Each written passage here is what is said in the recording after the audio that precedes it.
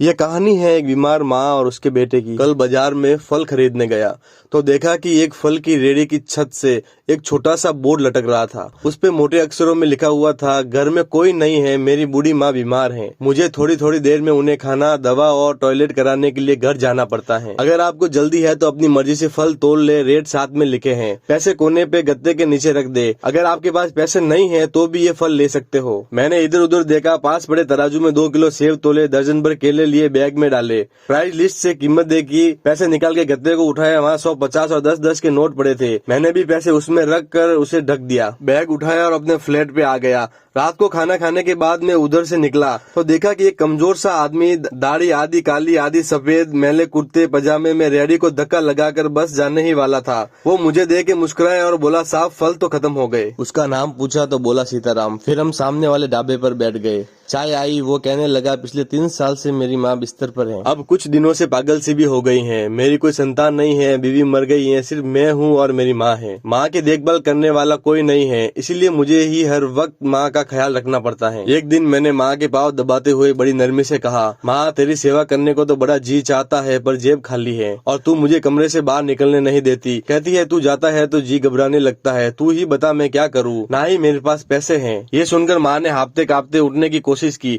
मैंने तकिए की टेक लगाई, उन्होंने झुर्रियों वाला चेहरा उठाया, अपने कमजोर हाथों को ऊपर उठाया, मन ही मन राम जी को याद किया और बोली, तू रेडी वहीं छोड़ आया कर, हमारी किस्मत का हमें जो कुछ भी है इसी कमरे में बैठकर मिलेगा। मैंने कहा, माँ क्या बात कर रही हो, वहाँ छोड़ आऊंगा तो कोई चोर उचक्का सब कुछ ले जाएगा, आजकल कौन लिहाज करता है और बिना मालिक के कौन फल खरीदने आएगा। कहने लगी, तू राम का नाम लेने के बाद रेहड़ी को फलों से भरकर छोड़कर आजा, बस ज्यादा बकबक नहीं कर, शाम को खाली रेहड़ी ले आया कर, अगर तेरा रुपया गया तो मुझे बोलियो। 2.5 साल हो गए हैं भाई साहब, सुबह रेहड़ी लगा आता हूँ, शाम को ले जाता हूँ, लोग पैसे रख जाते हैं, फल ले जाते हैं, एक थैला भी ऊपर नीचे नहीं होता, बल्कि कुछ तो ज्यादा भी रख जाते हैं, कभी कोई माँ के लिए फूल रख जाता है, कभी कोई और चीज। परसों एक बच्ची पुलाव बनाकर रख गई, साथ में एक पर्ची भी थी अम्मा के लिए। एक डॉक्टर अपना कार्ड छोड़ गए, पीछे लिखा था, माँ की तबीयत नाजुक हो तो मुझे कॉल कर लेना, मैं आ जाऊंगा। कोई खजूर रख जाता है, रोजाना कुछ न कुछ मेरे हक के साथ मौजूद होता है। न माँ हिलने देती है, न मेरे राम कुछ कमी रहने देते हैं। माँ कहती है, तेरे फल मेरा राम अपने फरिश्ते से बिकवा देता है। आखिर मैं इतना ही कहूंगा कि अपने माँ बाप की सेवा करो और देखो